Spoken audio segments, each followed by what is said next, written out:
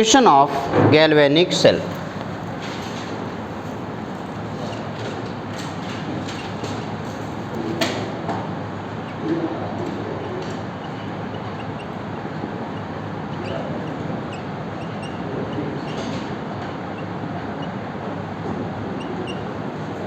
Representation of galvanic cell. Galvanic cell को हमेशा लिखेंगे कैसे, रिप्रेजेंट कैसे करेंगे, ये पता करना है। तो जल्दी से मुझे बताओ, अभी जब मैं थोड़ी देर पहले बोर्ड पे गैल्वेनिक सेल बनाया था तो सबसे पहले मैंने एक जिंक का रॉड लिया था, याद है ना। तो मैंने मान लो कोई एक मेटल है M1, उसका एक रॉड ले लिया M1।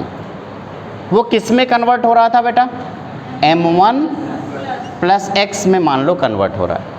तो जिंक जो है, जिंक का जो रॉड है वो किस में डाला गया था, Zn+2 के सॉल्यूशन में डाला गया था। उस Zn+2 के सॉल्यूशन से एक सॉल्ट ब्रिज कनेक्टेड था किसके साथ, Cu+2 के सॉल्यूशन से। तो ये जो M1X है यानी कि एक एक्वस सॉल्यूशन होगा, ये एक्वस सॉल्यूशन होगा, ये एक सॉल्ट ब्रिज के साथ एक M2Y+ के साथ, ये भी एक्वस होगा कोई, इसके साथ कनेक्टेड है। और ये M2Y+ के अंदर क्या होगा, M2 सॉलिड। क्या ये क्लियर है, यहाँ तक कोई दिक्कत तो नहीं है ना। तो ये किसी भी सेल को रिप्रेजेंट करने का तरीका है। उसमें ये सॉल्ट ब्रिज के पहले वाला जो पोर्शन है ये एनोड है, और ये सॉल्ट ब्रिज के बाद वाला जो पोर्शन है वो क्या है, कैथोड है। ये पूरा बीच वाला जो पोर्शन ये क्या है, सॉल्ट ब्रिज है। इसमें ये M1 क्या है, इलेक्ट्रोड एट एनोड। कौन सा इलेक्ट्रोड है, इलेक्ट्रोड एट एनोड। ये कौन M1+X क्या है, इलेक्ट्रोलाइट एट एनोड। बताओ ये M2 क्या है, इलेक्ट्रोड एट कैथोड या इलेक्ट्रोड ऑफ कैथोड। और ये क्या है बेटा, इलेक्ट्रोलाइट ऑफ कैथोड, एट या ऑफ दोनों में से कुछ लिख सकते। तो पहला वाला है electrolyte, electrode of cathode, electrolyte of cathode, salt bridge, electrolyte of cathode, sorry उल्टा बोल दिया, ये electrode of anode, electrolyte of anode, salt bridge, electrolyte of cathode and electrode of cathode. Clear है। चलो, अगर मैं आपसे ऐसे पूछता सिंपली कि मुझे एक रिएक्शन दिया गया है Zn solid plus Cu+2 gives Zn+2 plus Cu solid. इसके लिए मुझे ये लिखना है तो कैसे लिखूँगा, सबसे पहले क्या लिख दूँ, Zn सॉलिड किस में कन्वर्ट हो रहा है, Zn+2 एक्वस है ना, सॉल्ट ब्रिज Cu+2 एक्वस और Cu सॉलिड। इस तरीके से मैंने इसको लिख दिया। बॉक्स मत बनाना, मैं बता रहा हूँ, बना रहा हूँ। अगला है, मान लो Zn solid plus Zn solid plus Ag plus gives Zn+2 aqueous plus Ag solid. बताओ इसके लिए क्या लिखूं, Zn solid to Zn+2 salt bridge, आगे यहाँ पे aqueous Ag plus aqueous. Clear है ना, आसान है, ठीक है।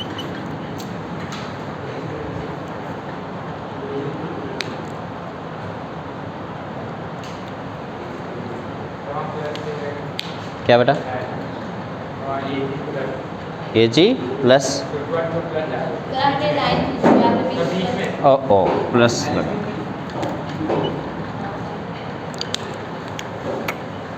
हो गया।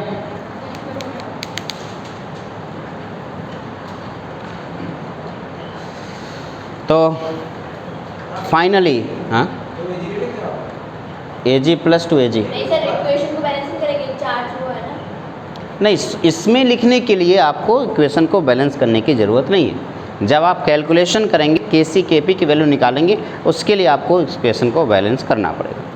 कोई ज़रूरी नहीं कि आप इसको इक्वेशन अभी इसे लिखने के लिए तो बैलेंस करने की आपको ज़रूरत है।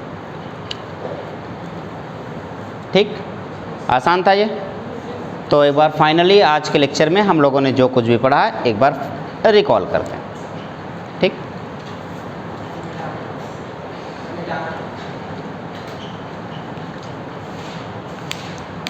क्या क्या पढ़ा, एक बार पेज पलटिए और बताइए। सबसे पहले हम लोगों ने रेडॉक्स रिएक्शन पढ़ा।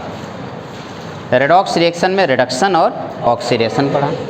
हमारे काम की चीज़ इलेक्ट्रॉन थी। इलेक्ट्रॉन एक्सेप्ट कर रहा है तो रिडक्शन, इलेक्ट्रॉन डोनेट कर रहा है तो ऑक्सीडेशन। या दूसरा हमारे काम की चीज़ थी ऑक्सीडेशन नंबर, अगर इंक्रीज कर रहा है तो ऑक्सीडेशन, डिक्रीज कर रहा है तो। फिर हमारे काम की चीज़ ये थी कि ऑक्सीडेशन कहाँ पे होता है और रिडक्शन कहाँ पे होता है। ऑक्सीडेशन कहाँ पे होता है, एनोड पे। रिडक्शन कहाँ पे होता है, कैथोड पे। कौन सा सेल है ये, गैल्वेनिक सेल। ये पूरा हमारा पूरा पोर्शन तैयार हुआ, जितना हमें काम था वो मिल गया रेडॉक्स रिएक्शन से। फिर हमने चैप्टर स्टार्ट किया अपना इलेक्ट्रोकेमिस्ट्री का। इलेक्ट्रोकेमिस्ट्री में हमने सबसे पहले देखा कि एक ऐसी केमिस्ट्री जो केमिकल एनर्जी को इलेक्ट्रिकल में या इलेक्ट्रिकल एनर्जी को केमिकल में कन्वर्ट करे। उस कन्वर्जन के दौरान एक डिवाइस चाहिए थी जिसका नाम था गैल्वेनिक सेल। गैल्वेनिक सेल नहीं, उसका नाम था इलेक्ट्रोकेमिकल सेल। इलेक्ट्रोकेमिकल सेल को दो तरीके से डिवाइड किया था, galvanic cell and electrolytic cell. Galvanic cell में conversion chemical energy to electrical energy था। कन्वर्जन तभी हो सकता है जब प्रोसेस स्पॉन्टेनियस हो। प्रोसेस स्पॉन्टेनियस यानी डेल्टा जी की वैल्यू नेगेटिव होना चाहिए। दूसरी बात, अगर और इसका नाम होता था गैल्वेनाइजेशन। अगर इलेक्ट्रिकल एनर्जी को केमिकल एनर्जी में कन्वर्ट कर रहे हैं तो प्रोसेस नॉन स्पॉन्टेनियस होना चाहिए और इसका नाम ये जो प्रोसेस होता है वो इलेक्ट्रोलिटिक सेल में होता है और इस प्रोसेस को इलेक्ट्रोलिसिस बोलते हैं। क्लियर है। फिर एक एक करके हमने डिटेल में समझने की कोशिश की है। उसमें सबसे पहला गैल्वेनिक सेल को कैसे बनाया जाए। गैल्वेनिक सेल को बनाने के लिए हमने कुछ चीज़ों की ज़रूरत थी। उसके लिए हमने दो कंटेनर ले लिया और पहले वाले कंटेनर में मैंने एक तरफ जिंक डाला और उसके अंदर सॉल्यूशन ZnSO4 का था। दूसरे कंटेनर में मैंने कॉपर की रॉड यूज की और कॉपर SO4 का सॉल्यूशन था। क्लियर है ना। फिर मैंने उनको दोनों को वायर से, एक स्विच से और एक वोल्ट मीटर से कनेक्ट कर दिया। जैसे मैंने स्विच को ऑन किया हमने देखा कि जिंक ऑक्सीडाइज होना शुरू हो गया।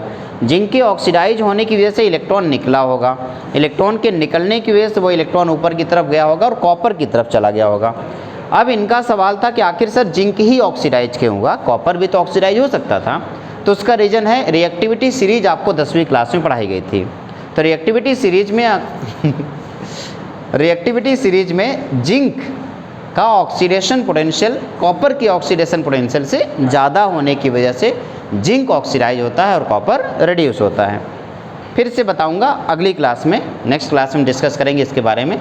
ऑक्सीडेशन पोटेंशियल अगर किसी का ज़्यादा होता है तो वो ऑक्सीडाइज होता है, किसी का रिडक्शन पोटेंशियल ज़्यादा होता है तो वो रिड्यूस होता है। और इस पर हम बहुत सारे क्वेश्चन भी करेंगे।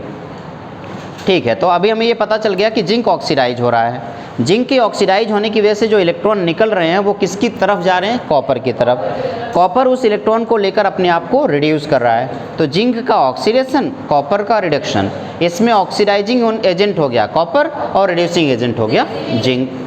फिर मैंने देखा चूंकि जिंक से इलेक्ट्रॉन निकल रहा था तो जिंक को मैंने नेगेटिव चार्ज बोल दिया। कॉपर की तरफ इलेक्ट्रॉन जा रहा था तो कॉपर को मैंने पॉजिटिव चार्ज बोल दिया।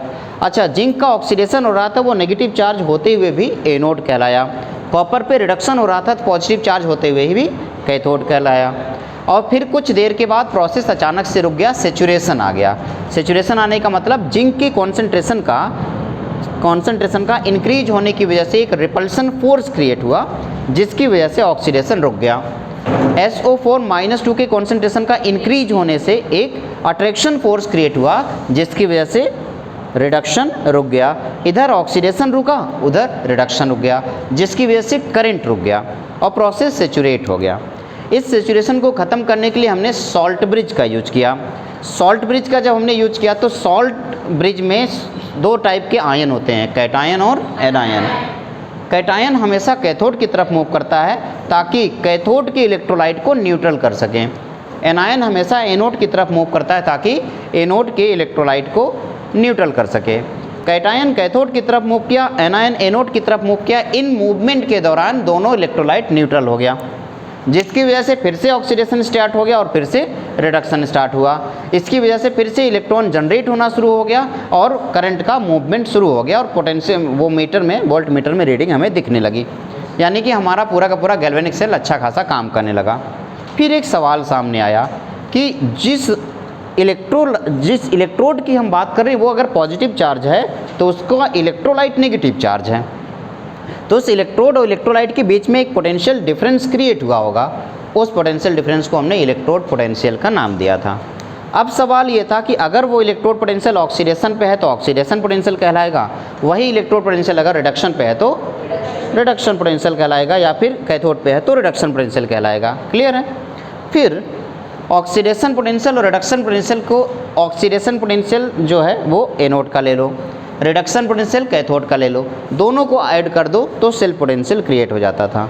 लेकिन सबसे बड़ी प्रॉब्लम ये थी कि IUPAC के अकॉर्डिंग हम इलेक्ट्रोड पोटेंशियल के बारे में कुछ बता रहे हैं तो समझो कि आप रिडक्शन पोटेंशियल के बारे में बता रहे हो, यानी कि electrode potential is always considered as reduction potential. फिर रिडक्शन पोटेंशियल है, अगर मान लो किसी का ऑक्सीडेशन हो रहा है तो उससे जो पोटेंशियल निकलेगा वो तो ऑक्सीडेशन पोटेंशियल होगा, लेकिन IUPAC कह रही है कि इलेक्ट्रोड पोटेंशियल हम रिडक्शन ही कंसीडर करेंगे, तो उस ऑक्सीडेशन पोटेंशियल को सबसे पहले किस में कन्वर्ट करना होगा? रिडक्शन पोटेंशियल में। उसके लिए हमें माइनस साइन से मल्टीप्लाई करना होगा। ठीक है, तो एक बार ऑक्सीडेशन पोटेंशियल रिडक्शन पोटेंशियल में कन्वर्ट हो गया तो उस रिडक्शन पोटेंशियल ऑफ कैथोड और रिडक्शन पोटेंशियल ऑफ एनोड को एक जगह कलेक्ट कर लीजिए, और फिर एक फार्मूला है E of the cell equals to E of the cathode minus E of the anode, यानी कि reduction potential of cathode minus reduction potential of anode. इसमें वो वैल्यू डाल करके आप किसी भी सेल का पोटेंशियल कैलकुलेट कर सकते हैं। फिर आखिरी में हम लोग, अब मैंने उसके कई तरीके बताए, कई फार्मूले और भी बन सकते हैं। फिर आखिरी में हम लोगों ने नोटेशन पढ़ा कि किसी भी सेल का नोटेशन कैसे लिखते हैं। उसके लिए क्या होगा? एक तरफ एनोड, एक तरफ कैथोड। एनोड, अब बताओ सॉल्ट ब्रिज के राइट साइड में एनोड है या लेफ्ट साइड में एनोड है? सॉल्ट ब्रिज के लेफ्ट साइड में एनोड है और राइट साइड में, तो इसीलिए बुक में हो सकता है आपको मिला हो कि E of right minus E of left, ऐसा भी मिला हो सकता है, लिखा हुआ नजर आए, तो इससे परेशान मत होना। राइट का मतलब होगा कैथोड, लेफ्ट का मतलब हो गया एनोड। तो एनोड में आपके पास एक, ये जो सबसे पहले हम इलेक्ट्रोड लिखेंगे और उस इलेक्ट्रोड को किस इलेक्ट्रोलाइट में डाला गया वो लिख दिया। फिर मैंने सॉल्ट ब्रिज लिखा और कैथोड के टाइम पे पहले हमने इलेक्ट्रोलाइट लिखा और फिर इलेक्ट्रोड लिखा। अब आप सोच रहे हो ऐसा क्यों किया? उसका रीज़न है कि इसमें ऑक्सीडेशन हो रहा है तो मैंने इसको ऑक्सीडाइज होते हुए दिखाया, इसमें रिडक्शन हो रहा है तो मैंने इसको रिड्यूस होते हुए दिखाया। तो इसलिए मैंने यहाँ पे ऑक्सीडाइज होते हुए इसको दिखाया और रिड्यूस होते हुए इसको दिखाया। और इससे एक और प्लस पॉइंट हो गया कि ये सॉल्ट ब्रिज दोनों इलेक्ट्रोलाइट से कनेक्टेड है, तो यहाँ पे दोनों इलेक्ट्रोलाइट आपको दिख गया जिससे ये सॉल्ट ब्रिज कनेक्टेड है। क्या ये बात क्लियर हो गई? फिर मैंने एग्जाम्पल लिया कि मान लो अगर ये वाला आपके पास कोई रिएक्शन है Zn plus Cu plus 2 plus gives Zn plus 2 to Cu, तो Zn का इस तरीके से, कॉपर का इस तरीके से लिख करके हमने पूरा सेल पोटेंशियल कैलकुलेट कर लिया।